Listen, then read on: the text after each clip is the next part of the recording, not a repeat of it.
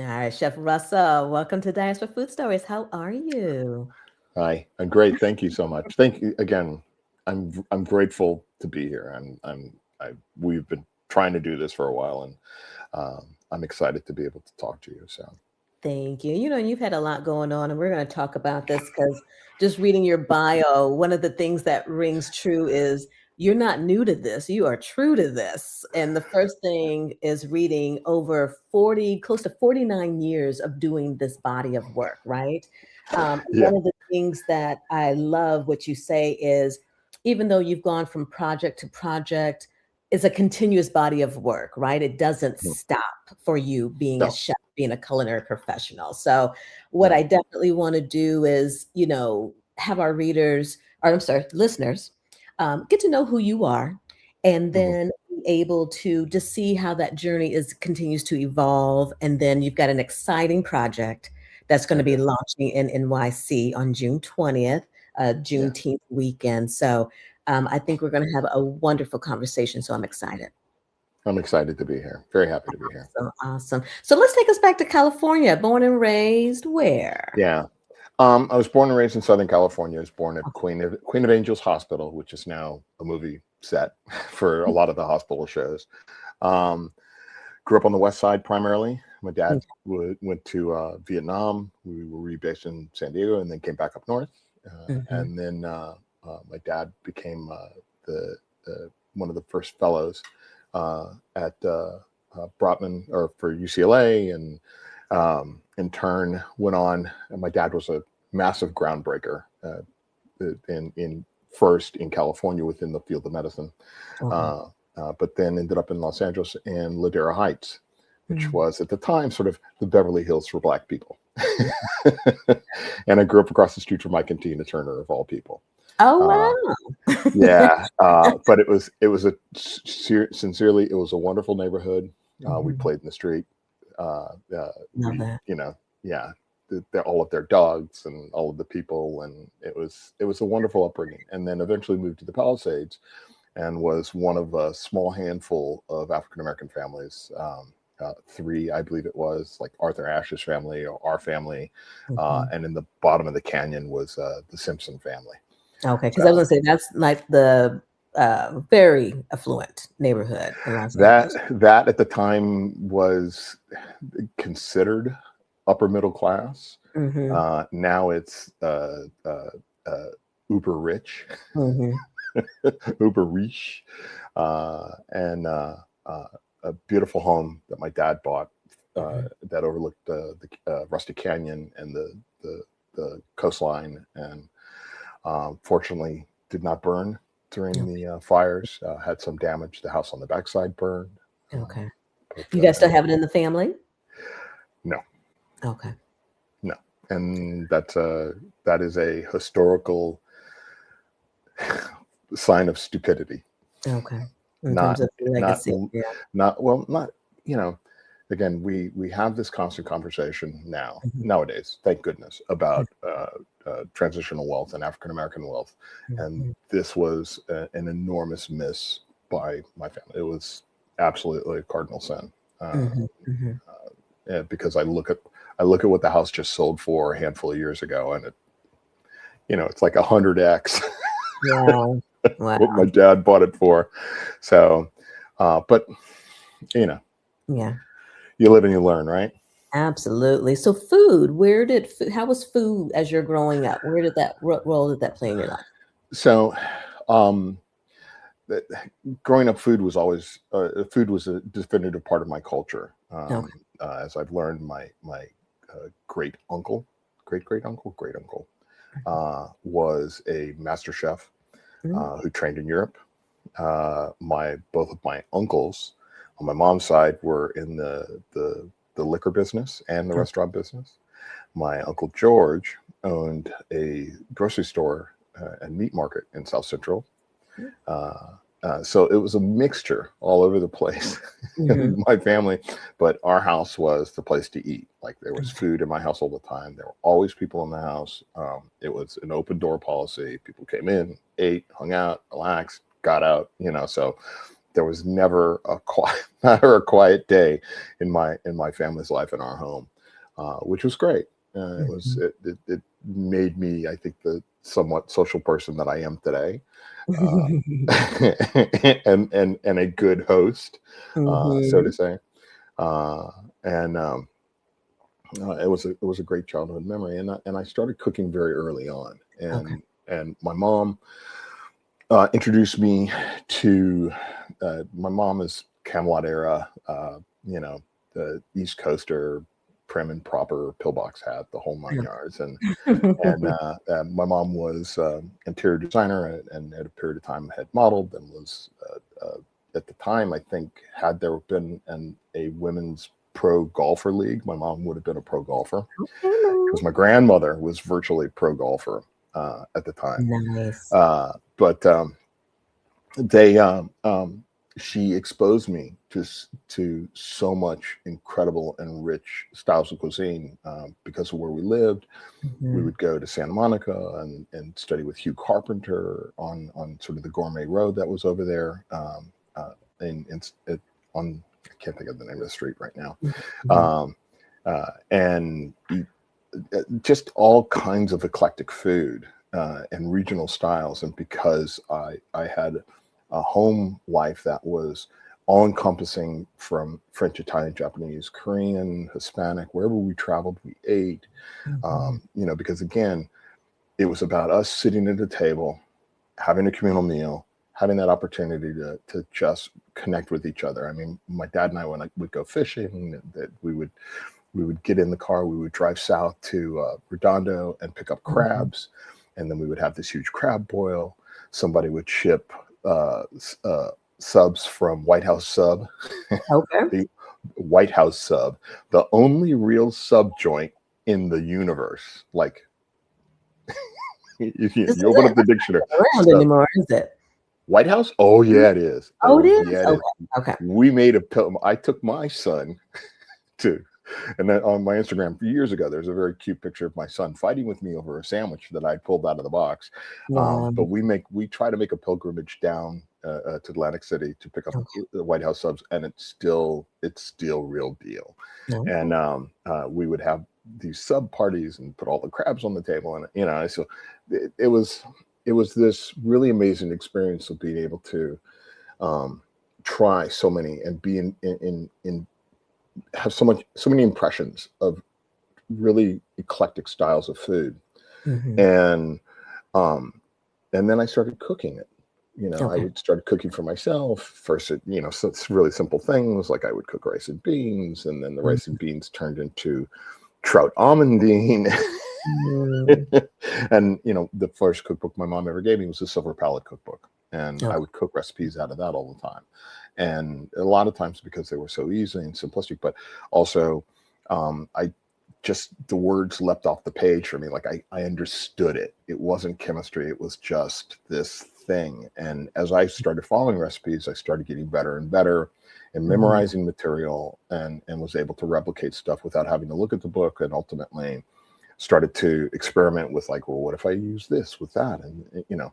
Um, and it was the way I started entertaining my friends. So all of my high school buds would come over and I'd be cooking, and I literally, I think I was 14 or 15, literally had a fine dining multi-course sit down dinner party with all of my Wow. buddies and their girlfriends in my fine dining room with our good china, and Mhm. did like 5 courses. Love it. This is the 70s. Who does that? Okay, definitely, on the fine china. I love it, I love it. So what Yeah. was there an expectation then, of you to gr as the career you would follow when you grew up? Oh, no, no, no. My Okay. parents gave me lots of different options to choose Okay. from, whether it Mhm. was following my father into medicine, Mhm. uh, being an artist, being a lawyer. Mhm. I mean, my family wanted for me at the time in the 70s what all Mhm. parents want of their children is to go to college and then to go on to a big career and Right. and surpass what they've done in their lifetime. So um, they were always trying to interest me in different things, and whether it was we were surrounded by musicians and actors, and I mean the whole industry, because it's Southern California, right? So Mhm, mhm. um, there were always different offshoots of those things. Like my dad one day, I think, remember we were hanging out with a very famous R&B band, and I was like saying how cool everybody was, and this is great. My dad says, you could be their agent. Oh, It's like, what? And he's like, yeah, but you got to go to law school first. all right, Dad. I like how you slid that in. Ah. Okay. So, and that was always the hope. But in the background, I was always cooking. Okay. And as time went on, and I was attending school, um, I'd gotten to a place where it was just not enthusiastic about any of it. I was just kind of daydreaming through the process, and a teacher pulled me aside, and I'm fortunate for this teacher. And I Mhm, wish I remember who it was. mhm, And they said, "You're not really enjoying this, are you?" And I said, "No, no, just a really honest moment." And he mhm. said, "You're wasting your parents' money. And this is college. This is college. You're Okay. wasting your parents' money. You're wasting my time. So maybe you should think about finding something that it is that you really do love and Mhm. doing that."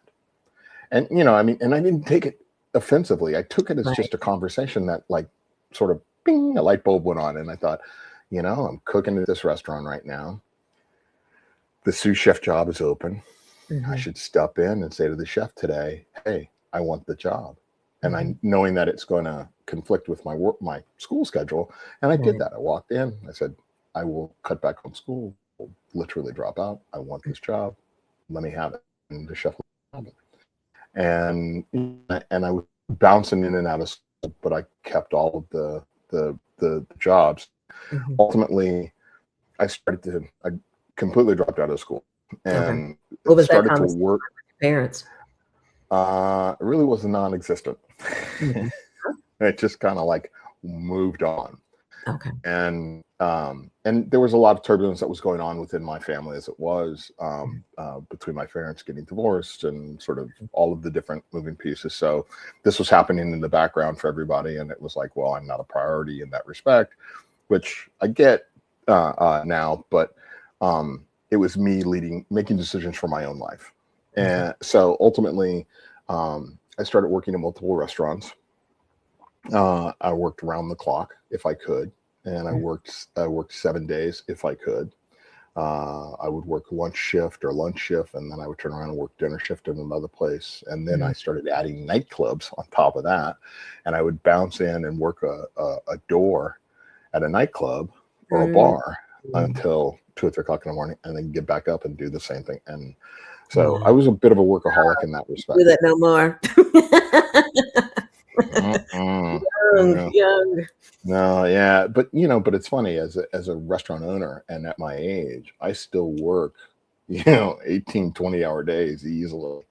I just it's the life. It's the life that you condition your body and your mind and your health to. So, and I'm 62, I'll be 63 in another month or a couple months.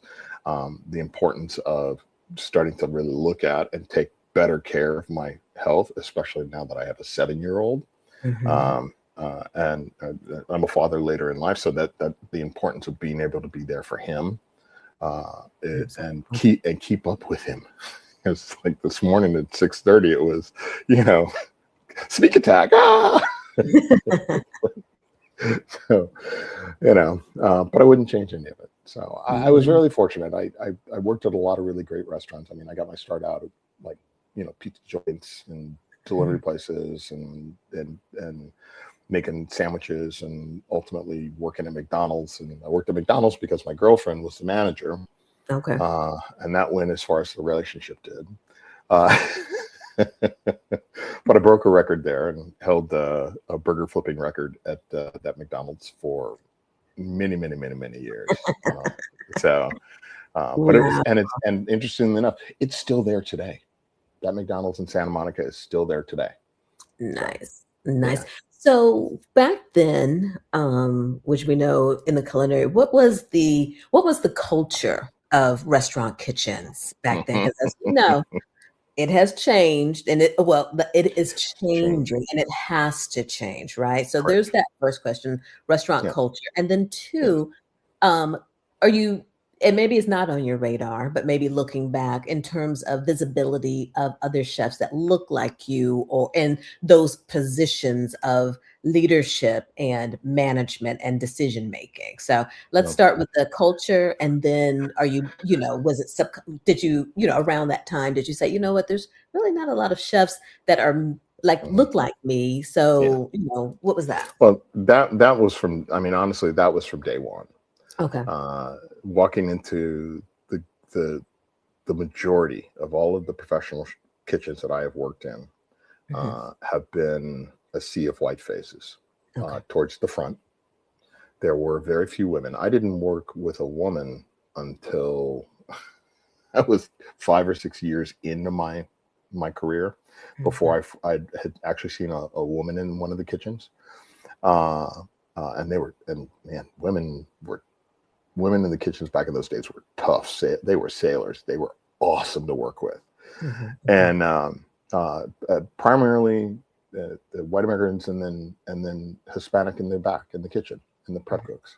Hmm. And uh, in all of the fine dining houses, it was always Hispanics in the kitchen, in porters, and uh, uh, runners and bussers, and white line cooks, Hmm. maybe a couple of Asian guys, uh, but no black faces. I was Okay. always the sole black face in the kitchen, Mhm. and normally disregarded.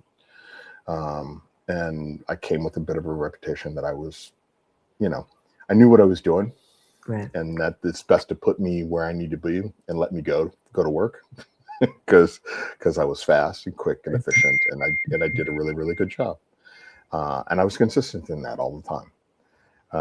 And I used to mentor kids and say to them, look, just put your head down and be the best in the kitchen. That's all you have to Right. do. and Right. and that's not necessarily the reality of mentorship, and like that's a mistake on my part to say to somebody. But um the brigade system that existed in certain houses was, again, all of the things that people talk about. It's militaristic, it's demanding, Hmm. it's rigid, there's a chain of command. Hmm. You don't step outside of it. If you're not from a military background, it's shocking and uncomfortable at first, but then you start to understand sort of your place in the machinery and the necessity of it. And you either work hard to thrive and grow in it, or you get ostracized and pushed out. Uh, uh, I lived through enormous quantities of yelling, Hmm. screaming, getting hit, getting punched, getting Getting hit. battered, stabbed, burned. I've been stabbed multiple times, Over uh, food. over food. But then again, you have to understand too. It's like the late '70s, early '80s, the '80s was a drug fueled alcohol binging Mhm. gauntlet of insanity. Was that just You to know, get through the days? And what was I that think used to cope from? I think that I think that it was just part of you know what people. Yeah, it's hard to say. I think everybody had different motives. I think that ultimately my motivation for myself was um, staying numb, Okay. um, staying emotionally separated, and uh, um, uh, enjoying the party. Okay. Yeah. And you get into it, like I got into a pattern in the '80s in my life where I was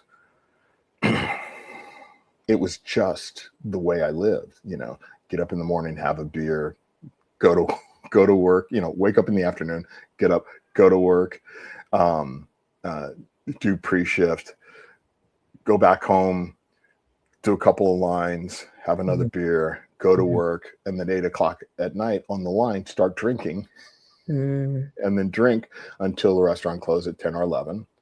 Book, go to the go to the go to the house, get cleaned up, and then go straight to the bar, sit in the bar and party, and then go to an underground nightclub until 3 or 4 o'clock in the morning, doing Mm. coke and drinking and smoking weed the whole time, and then turning around and going back to the restaurant and starting this whole process over again, and just living that way for, you're a rat on a on a wheel, and I did it for years that way. I did Okay. it for years that way, and I never got arrested. I managed to keep myself out of trouble, and I continued to be consistent. I wasn't late for work. I was Right. always on time, but I didn't excel. Like, I had sort of topped out where I was going to be, Mhm, mhm. and being a restaurant owner was never going to happen at that point in time in my life. I would Okay. always be either a sous chef or an executive chef. That was it. And I realized I'd started to come to that realization that was Okay. not that was hindering the drug. I thought it was the cocaine that was hindering me, Mhm, and mhm. not the whole package. Okay. So I had to come to that realization and get sober. And I got Okay. sober in September of 1988. Congratulations. And after the last couple of years, you kind of have to wonder, like, damn, it's a bad time to stop sniffing glue. Yeah, that's that's huge. that's an That's old 1977 joke. For those that are my age, they'll get it. But it's it. It saved my life. My dad saved my life in that respect. My friends Oh, saved my life in that respect. That they mhm, helped me to find a way out, and then ultimately find my way back to my craft, mhm. and then to those other levels of self realization of, like, what was important for me, Right. um, and what kind of a chef I wanted to be in the kitchens, Mhm. and that was, I think, those first 5 years of sobriety really defined the path and the direction of who I am today. Um, uh, because I learned an awful lot Gotcha. in that Now, respect. so now at this point, your parents are on board with you being a chef or Yes. being in the culinary industry. Well, I'll say they were still, I'd gotten sober. They sent me to culinary school, Okay. and they were still suspect of, like, why am I, like, I'm never going to really make anything of myself, and I'm just going to be cooking around town. And Mhm. it took my dad coming to one of my restaurants and eating the food that I was cooking Okay. to start to have an understanding of, like, oh, he's actually good at this. Mhm, mhm. And then it took, for my father, until I was um, in my own restaurant and running it, for my dad to spend a day shadowing me Mm. for fun. He Mhm. says, I want to spend working with you. I want to invite him to come into the restaurant from the hospital. Great. Mhm. We'll write a menu. There, we'll do the thing. And my dad tried to spend the day working with you, and he couldn't make it. Couldn't even come close. And at Okay. the end of the night, he sat down and said, "Look, I didn't. All my didn't understand how hard you actually work." And I could see the emotion in him, and the understanding that he had that I'd made a good choice, Mhm, as mhm. tough as it may be, and that he got to see who his son really is and how tough his son really was, Okay. in the life and the path that I'd chosen. So there weren't a lot of there weren't a lot of questioning my decisions Mhm, mhm, from that point on in my life. I mhm. think my mom always knew. I think my mom always knew. And I think that there were times, I think my mom knew very, very early on, because she was standing a lot of times next to me in our home kitchen when I was, steaming salmons, and that I had it. Mom always knows. Yeah. Yeah. And she supported me the whole way. She really did. Wow. So let's talk about your first restaurant. Mm. Russell's. Okay. Yeah. Russell's on La Cienega, 361. God, I can't even remember that number. 361 La Cienega Boulevard. I think it's a sushi place now. Okay. Uh, it was actually the very first restaurant I became an executive chef for. Okay. And again, this is sort of California culinary history, but it was the Pink Cadillac, It was called the Pink Cadillac, and it Mhm. was sort of this hybrid diner of uh, Chinese chicken salad and flatbreads and steak frites and things like that. It was sort of a Florent style restaurant in Los Angeles that had Mhm. sort of all of the taquitos and like all of the sort of nashi bit food that you would eat. It was very 70s ska or 80s ska punk. Um, Mar oh my God, the Octavio Becerra was the manager who, from the culinary world, Octavio Becerra was uh, uh, part of a very historic restaurant group. For God's sake, the name is forgiven, but in his own right, an amazing, brilliant chef. But Mhm. he was the GM at the time, and he and I would blast music and talk smack, talk through this window the whole time, and that place was a party. But I was Mhm. executive chef there, and I ruled the roost, and I loved it. And ultimately, again, later went back.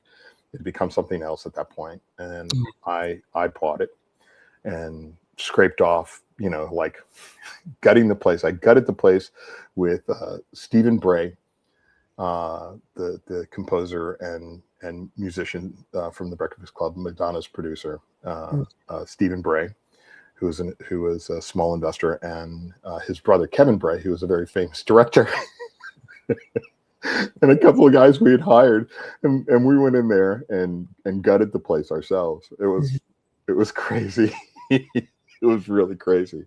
Nice. Um, and tore off like just layers and layers and layers of sheetrock, all the different colors from all the different places that are just plastered over top of it. Right. You had a vision of what you Yeah, wanted it to transform it into. yeah. And it was a very stark, plain place. No TVs, it was simple walls, simple tables, simple format. Mhm. The neutral color, concrete floors, and that's what we built. That's what my money could buy. Right. Uh, and it was all family investment, and a couple of other people that like Stephen Bray and a couple of other close friends that believed in what I was trying to do, and it took off, and it immediately went to like the number 22 restaurant in Los Angeles at the time. It was rated on Zagat's. I mean, had it been a Michelin in the town at that point, we probably would have gotten recognition. I feel. Um, but it was fashioned after all of the neighborhood style restaurants that I loved in San Francisco. Mhm. Okay. Um, because I spent a lot of time in San Francisco, and obviously I went to school there, Mhm. and I wanted to recreate that sort of communal space that people felt that they could come to a couple of times a week and be able to sit down and just read a magazine and eat or just relax. And um, but that's not how LA worked at the time. On top of the fact that we went through the week we opened, we went through the massive wildfires that covered Los Angeles in ash. I couldn't paint the front of the restaurant or put up signage because of it. When we opened, I couldn't do that for months because of it. When we finally got the chance to put something on the front of the building, I couldn't afford to paint it, so I just put up a neon sign. But I liked the concrete look to it. It was really kind of cool Mhm. because now Mhm. it's in fashion, right? Uh, What style of cuisine was it? it was California cuisine. Okay. It was fashion again. A fashion after this idea Mhm. that American food is all of these different styles of ethnicities: Mhm. French, Italian, Japanese, Korean, Hispanic, regional Chinese, um, Indian. All of these things incorporate, and all of the pockets that exist within Southern California, Northern California. Mhm. And it wasn't predicated on so much technique at the time, but it was really about style for me as I was growing into it. Mhm. And again, wanting sort of simplicity and clean work. I was married at the time, and my wife demanded that I cook clean for her and for her friends, and there were a large contingent of the people that would come into the restaurant all the time. Mhm. And ultimately, then you start to deal with the things like, I don't want butter and I want this on the side. And, the dish jerry riggers. And that's one of the reasons why I had to leave Los Angeles. Like, I can't cook like this for people. And it got to a place where towards the end of the restaurant, my descriptions for my my dishes were just one word and the price, because I hated people tearing my dish apart, because it's like, that's not what the dish is. It's like, that's not how the dish is supposed to be served to you. Like, you keep messing with all my stuff, man. This is not like a la carte. Oh It's just my a list of things goodness. like a steakhouse, and then you tell me what protein and what vegetables you want on your plate. I was like, it's not that. Wow. So, yeah. It So was it was. definitely farm to table without, probably back in that day, it being called or being fresh, and just looking at being conscious about the ingredients that you were I cooking think that a lot of people were very poignant about the quality of the product, and with. I think that we all took it for granted to a large sense, because we lived in God's salad bowl. We Mhm. had, some of the best vendors in the country. We had some of the best farms in the country, all Mhm. serving Southern California. And that war between Southern and Northern California, of sort of the different taste profiles, where Southern California was sort of pivoted on sweet and sour, Mhm. and Northern California pivoted on fat and salt. Hmm. So there were these diametrically opposed approaches to cuisine, and how regionally they tasted. If you ate in Los Angeles at that time, in the early '90s, mid '90s, everything had sort of a vinegary or sweet flavor profile to it. And then Okay. if you go up north, there was this rich sort of mouth coating salt and fat. And I think because their juxtaposition of being close to Napa Valley in California Mhm. wines at the time, which were starting to go to that level of mass production, where they started to get very homogenous and grape juicy. Mhm.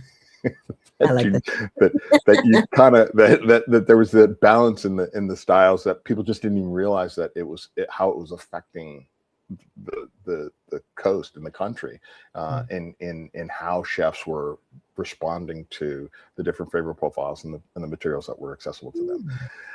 This is the crazy thing about getting older, right? That you And that, start to see the bigger picture of it, I never heard of sort of just, like you said, just that juxtaposition of the two, Northern versus California. But you have more of that insight, so you would definitely Yeah, well, know. and we would, there was certainly the level of personalities, but Mhm. it wasn't really built around dislike or hatred or anything like Right, that. It was just different approaches in how we saw right, food, what right. we did, and again, because the celebrity culture that existed within Southern California at the time was really built on, like, what the room looked like, how hard is it to get a table, where Mm. is my table, there were lots of restaurants that served up a lot of garbage, but yet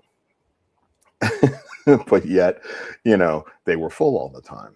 Right, Uh, right. uh, and, but then we had these amazing little tiny bodegas and taquerias and roadside places that, like, there was this place that I used to stop at all the time when I go downtown. I would stop off in um, South Central Los Angeles. That was right off the freeway. And it was just this little small taco stand that you could see as you were passing down the freeway. Mhm. And it just had a couple seats out in front, and it was just a couple guys in there cooking. And man, the food was brilliant. The food was absolutely brilliant. And it was a very regional, Hispanic, in sort of a cross between Acapulco and Tijuana style cuisine, which has very varying sort of spice and flavor profiles, but also how the salsas are whether they're thick or thin. You Mhm. squeeze them out of a bottle, or you Sure. chunk it out of it. It's Mhm. like there are all these small fine details, and those were things that ultimately I didn't even understand. I just knew what I liked, Right. and ultimately, until I started to really study later in life, in the 2000s, when I started to really get into the deeper details of the work, that Mhm. allowed me to have a better understanding, of the nuances between the different cities and the different styles. I think that kids today, or at least cooking today, have a little bit more. I mean, they have more accessibility to knowledge base, so it makes it easier for them to look at and That is true. acquire that type of. We had to really dig for and seek out, and again, the thing for me was I was never mentored. And that's a reflection on looking back at my life now and realizing, oh my God, I never had anybody guiding me through all of this. Like I have a little formal training, Mm-hmm. but I really never had a chef to put his arm around me and said, stand by me, stay there, Okay. shut Gotcha. up and learn. There were a few people that I was fortunate enough to be within their sphere to have learned from them, but I had to take that knowledge. I had to force myself into that position of being close proximity to learn. Mm-hmm. But a lot of times, some of that deeper information never got distilled to me, or the door was shut, and I wasn't allowed to have that knowledge. Um, Wow. and Wow. and Southern California at the time was also super hostile amongst the workforce, because we just didn't have again, and most people fighting over all the good white cooks Mm-hmm. did want to raise up people from the bottom within their system, to raise the Hispanic workers or the people of color, or again, women Mm-hmm. up into the ranks, to give them prominent position. Uh, uh, the you look at, and there weren't a lot of open kitchens at the Mm-hmm. time. And I Right. was fortunate enough to work in a handful of them. And all of my kitchens, except for one, I built to be open, Okay. because the importance of people understanding, for me, the importance of people understanding what we're doing and why we're doing it and who's doing it for them is absolutely and 100% necessity of the knowledge that they need to have when they're sitting in my restaurant, you know. Gotcha. Okay. So Well, yeah.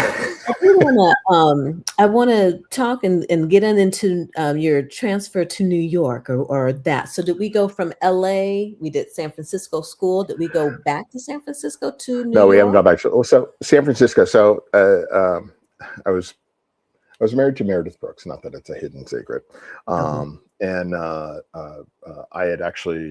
closed Russell's down. Okay. I'd taken a little time off. My wife at the time was writing Okay. and trying to find a deal. Mhm. And uh, one day I get a phone call, and it's the general manager who I was very close with, and who's passed away, from Spago. And she says, "Hey, Wolf wants to talk to you." And I'm like, "Bullshit." And Mhm. all of a sudden it's like, "Russell, are you there?" And I'm like, "Wolfgang?" And he's Mhm. like, "What are you doing?" He's like, "Are you watching Oprah?" And I'm like, "Yes, chef." He's like, "Okay, you come to Spago, you work tomorrow. You're going to be a cook. I got a place for you." And I'm like, "Really?" And it's like, "Yes, you're going to run this restaurant, and you're going to work at Spago too. So you're going to spend 2 weeks at Spago starting tomorrow. You'll be here." Click. And it's like, what the hell what just happened? Like, Wow. I just got hired, like, over the phone by Wolfgang Puck. So, so I'm so excited about this. My um, wife walks in and literally says, "You're not.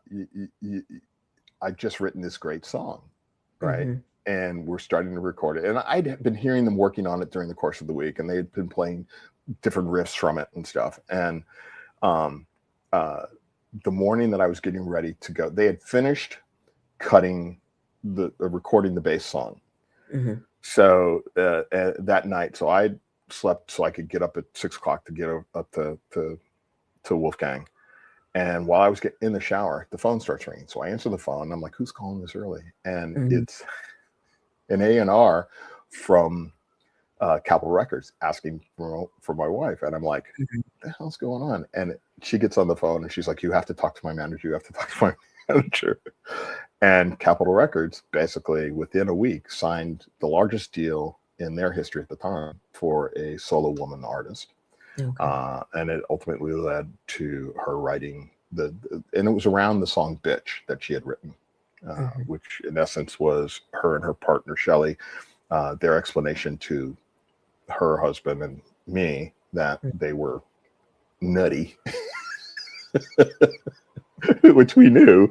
So So both of our careers just sort of in 24-hour period sort of blew up. Wow. And uh, uh, so eventually a year goes on, I leave Wolf. I go on to become the executive chef for the Pretty Woman Hotel, Hmm. which now in turn he is now the owner of that restaurant.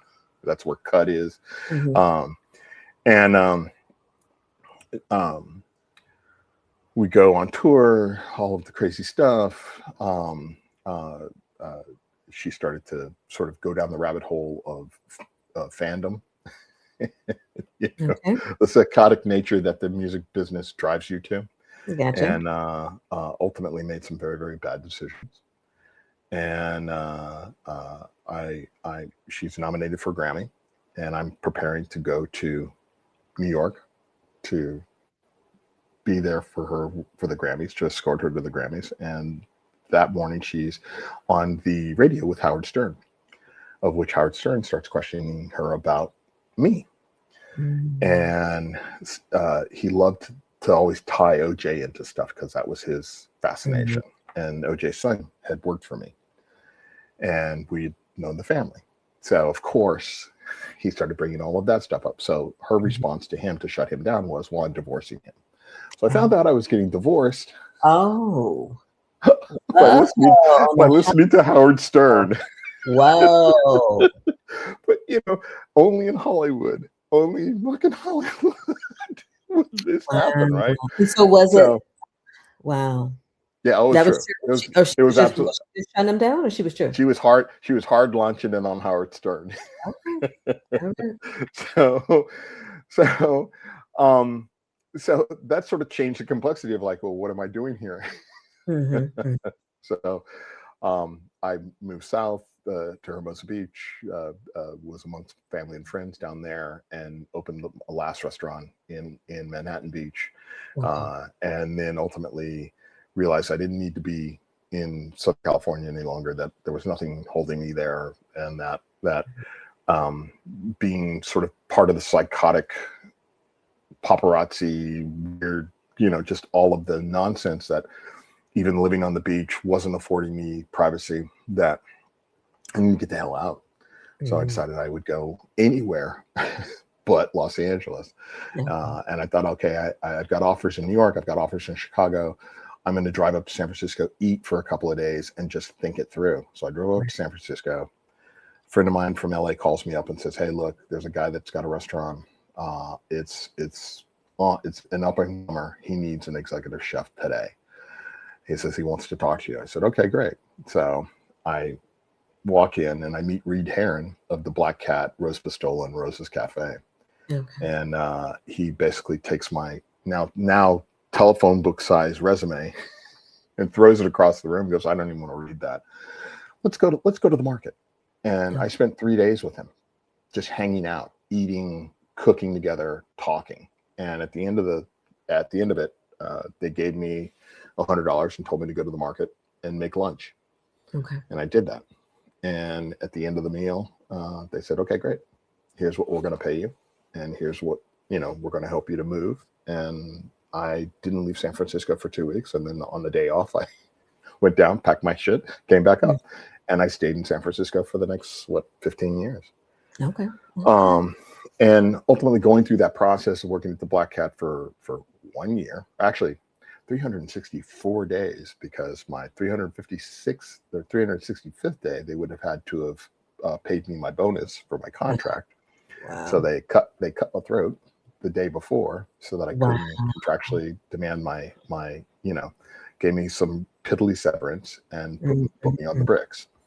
Wow. But again, another highly coked out, alcoholic driven chef, that yeller, screamer, Mhm. that whole classic, out of his mind, walking brilliant chef. I mean, the guy can cook, without a doubt. He can cook. But would I ever want to be in a room with him again? Not a chance in hell. Gotcha. Um, Gotcha. I mean, Okay. beautiful mind and all, but and creative, very, very creative, um, but not worth Mhm. Right. it. and I loved the idea of the Black Cat, that it was sort of this. idea of all of the original settlers, the cuisine of all the original settlers of San Francisco, which Italian, Ligurian style Italian, Provençal style French, and Hong Kong style Chinese, which I had to in depth get into all of those. Like I had to go to Canada to study with Hong Kong chefs to understand their techniques and styles, and work. I had to learn Cantonese and Mandarin to be able to call orders on the line. Okay. My kitchen pigeon is off the hook. And you know, so it was nutty, but having that exposure of being back up north and, you know, Chippenese and Oliveto and all of these places that I got to, you know, see Jeremiah Tower, and just so much, you know, there was so much from a culinary standpoint that was going on in San Francisco in those days, in the late 90s, early 2000s, was brilliant time. And, I ended up going private, working as a private chef for different Fortune 50 CEOs. That was a very interesting experience. Some of the biggest paydays I've ever had in my entire career. But yet, some of the most humbling moments in my entire life, because there's that difference between I'm a chef and I'm running a restaurant, or I'm a cook and I'm cooking in a restaurant, to I'm a servant. And there's, you know, and not just a servant, but the grounding force for a household, that everybody, that even though they may not understand it, all of them gravitate around you, you know, and that you have to stand in silence, cook with brilliance, be consistent on a daily basis, but also be that rock in the family, no matter what's going on for you, and being at somebody's beck and call 24/7, you know. And I have stories. Oh, you know, one day I'm going to write that book. But I'm waiting for the NDAs to expire. Wow. Well, I know we've got a lot to get through, and time is ticking. So I want to just talk about, then let's get to New York and then your projects there. So in 2004, I was trying to build a restaurant, and the Los Angeles Times heard that I was trying to build a restaurant after I swore I would never build another one. And they embedded a reporter with me, a lovely woman named Linnell George, that I'm still friends with. She still writes for the Times, and she writes other stuff. But she spent an entire year with me going through the process of pitching and cooking and looking at spaces and everything to try to build this opus. And it was the story that ended up coming out in the LA Times was the largest story written about a chef in LA Times history. It was 8 pages, full color. It was in the Sunday magazine that no longer exists. And it was a great story. It was a really great story that didn't necessarily have an end. But what it did do was it inspired, through the process, it inspired me to build and create Subculture Dining. And I thought Subculture Dining would be a vehicle that would allow me to financially survive the process of entertaining potential investors and landlords and whatnot, while still being able to cook on a regular basis and hone the work, right? And what it turned into is I'm cooking at Subculture Dining on Sunday. You know, 24 years later, I'm still doing it because it won't die. No matter what I do to it, it won't die. Nice. So, but through that process, I ultimately built Lafitte, and it historic landmark location over the waterfront. I mean, it was full build out, like, you know, from an absolute cold shell, and unionized labor, the specialized plumbers that could work in the ocean, all of the worst case scenario things. And I think at one point in time, I was paying the highest rent for a restaurant in the state of California. Wow. Yeah, that was destined to fail. Wow. but then, you know, we went through all of the financial hardships in the economy, and that just and the fact that we were new and in a location that was just a step too far for a lot of people, and it just strangled itself to death, Okay. unfortunately. Michael Chiarello, who passed away, took it over from me, Mhm. and I believe they're still there, and it's just it's another sort of local tourist watering hole type thing, Okay. which is great. Mhm. But it was a beautiful restaurant that I built. Got a lot of awards for building that restaurant. Um, and at the end of it, I had always been, I had agents that were based here in New York, and Food Network kept circling. And I kept Okay. getting offers from Bravo to do Top Chef. I kept getting offers to do different one-off shows for Food Network. And Mhm. for me, it was really about like, I don't want to do television. I want to cook for people. Like if it's and the mandate was amongst my agents was if it will put butts in my seats, I will do it. Okay. So and with the caveat that the list of things that I wanted to do, I always wanted Iron Chef. I Okay. always wanted Iron Chef. And one day they called up and they said, well, you're going to do Iron Chef. I was like, oh shit. But of course, when did they tell me this? They told me this the week I closed my restaurant. Oh. And I disbanded my team. So I'm like, my brain started freaking out. Like, what am I going to do? What am I going to do? So, I started going down through the process of being indoctrinated into the Iron Chef combatants program, and started constituting a team. And of course, my thought was, well, I'm going to yank on this. I'm going to create a super team. So I submitted my names, and one of my best friends at the time still is Dominique Crenn. So I put Dominique Crenn and Mhm. Elizabeth Faulkner on my hit list, Okay. both Good. former Good Iron thing. Chef Mhm. combatants. Mhm. And they went, no, you can't have that team. I'm like, what do you mean? That's my team. Well, do you cook with them? And I sent them videos and pictures of me cooking with them. Like, this is what like in my restaurant, like, you know, Right. they're like, no, you can't have a super team. I'm like, well, that's A super so team. Okay. so I got the A team. I got my former sous chef Anthony Lee, who's a great restaurateur in California, and Joshua Pinsky, who is up for a James Beard Award right now Okay. for his restaurants here in New York. Those two fought it out with me in Battle Rhubarb, and of all the things that we could have cooked, is that evil weed. Okay. All right. um, but through that process, what ended up happening was it started the relationship that I had with Food Network, and behind the scenes we were talking, different options and things that I wanted to do. They asked me immediately to do Food Network Star because of the relationship that I built with Triage and the experience that I had had on Food Network or on Iron Chef, since they Mhm. were the same producers. I was very excited about it. They knew that I would be a good character and a good part of the show, and that I would fight well. It's important. Yeah. And yeah, it is. And so I agreed to do that. And again, turning down Magic Elves and all the rest of those guys Yeah. for because I did not want to do Top Chef. God No. knows I didn't want to, because they were still doing all that silly crap at that point. Mhm. And for me the big thing was I didn't want to be sequestered with a bunch of kids, because I was older at that point. Yeah. Still going to be the oldest guy in the room. I just didn't want to be sequestered with a bunch of yahoos drinking all night.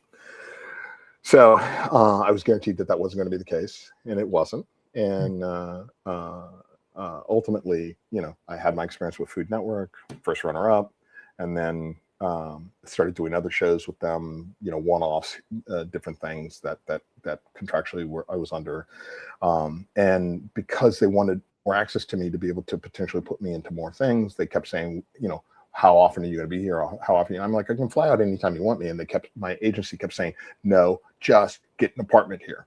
Okay. So I did that. Gotcha. So that started in New so York.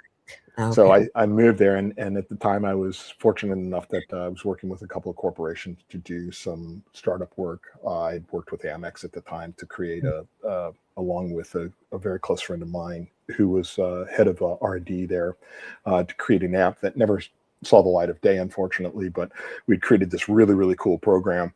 And Amex paid me an awful lot of money to participate in it. So Mhm. that gave me the ability to be able to move to New York, and lived in the Upper West Side.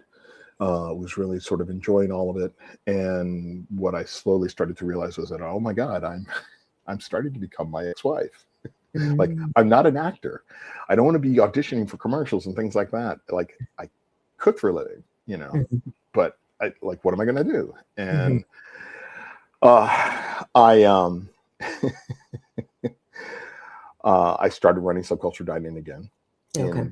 in and around New York, Mhm. and I was consulting and helping other restaurateurs, and uh, uh, it was an interesting process, and Different ultimately landscapes. Just different rules, different game, California, New York. everything is dramatically a pendulum swing from the way the health department works, and the liquor licenses and the Mhm. licensing, and there's just like, and then landlords, oh my God, what I would That's do to another podcast. what I would do to have a California landlord here in New York.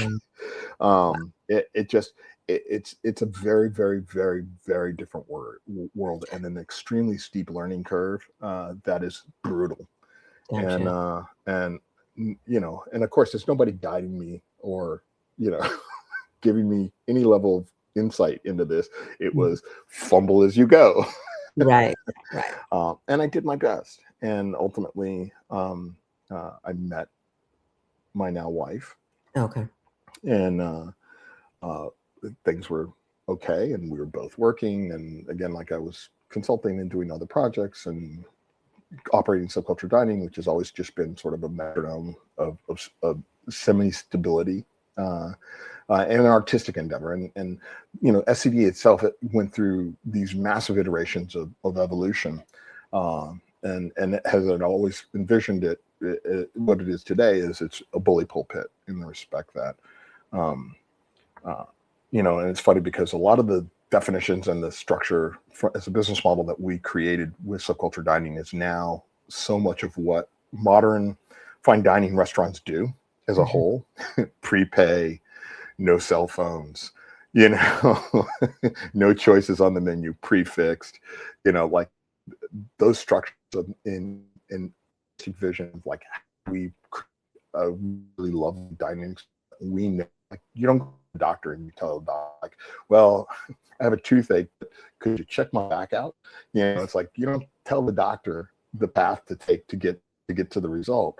You let the doctor, who spent years training and working hard, who knows better than you do, to just do his job. That's what you're paying for. Mhm. That's what you're paying for, or insurance is paying for. Mhm. So it's the same thing for us. Like, let us do our thing. Right. And then at the end of it, then you make a decision as to whether you liked it or not. Okay. So, Okay.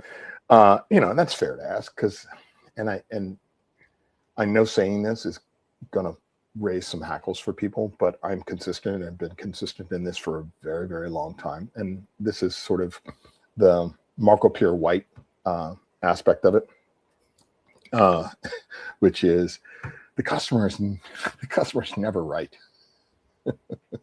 Customer doesn't know what they want. Just sit down, come in, Mhm. trust that I'm going to do my job for you. And so I've always approached, I should say, the latter half of my careers, I've Mhm. always taken that approach. Um, and then ultimately, I got I started looking around. I spent a year looking for spaces, Okay. and I wasn't getting any headway. And Mm. um, my wife and I had uh, uh, gone on vacation. And while we Okay. were on vacation, I said, I'm going to change everything up. Like, Okay. this isn't working. What I've been doing isn't working. I'm going to build a restaurant this year. Okay. So I came back. I fired everybody. I rehired a friend and said, Mhm. you and I are going to put our shoes on, our tennis shoes on, and we're going to walk Manhattan, every block to block to block to block. And we're going to take pictures and look at neighborhoods. And we're going to determine where there are spaces that I might potentially want to go into. And we walked down Stryver's Row, and there were, between 138th and 139th, there were several spaces that were there. We photographed the space that I was looking at, Mhm. that I thought I wanted to go into. He had taken the pictures on the other corner on 138th. And when the landlords at 138th heard that I was looking, they jumped at me and cut me a deal, fastest deal I've ever cut for a restaurant space in my career. Nice. Smallest lease I had ever written. Okay. Leases are normally like north of 300 pages. This thing was like 80 pages. And yet one of the largest mistakes I've made in my career. Wow. Yeah, they were not good actors at all. Not Okay. good actors at all. That's why it was short. Yeah. Yeah. Well, no, I mean, it had all of built-in. It had great built-in protections for myself because I know how to write a lease for myself. But Right. it wasn't. But just as them in being bad actors and being uncaring landlords that weren't about the neighborhood or the historic nature of the building. Like Right. once I should have looked harder at the building that I was going into because they had done things to it, to a 125-year-old building that no one should have ever done. Gotcha. Gotcha. But again, at that point, you start to get a little tunnel vision. It's like you start seeing what you want to see and start thinking, I can fix this. I can do that. If I route this around there, I can you do this. And, like your brain starts solving problems where there are problems that you shouldn't possibly be touching. Gotcha. But fast forward to 2019, we opened Reverence, which was an homage to my growing up in Southern California, Northern California, my education, the chefs that I worked for, that I respected, the styles that I had learned. And we told stories around my upbringing and the inspiration behind the dishes, all while playing the music that inspired me. And what people don't understand about me, which I learned later in my career, thanks to my good friend Dominique, is that music is what inspired me. It's what always has inspired my cooking. But I didn't understand that until I'd started to work with her. That she's inspired by poetry and art, culture, and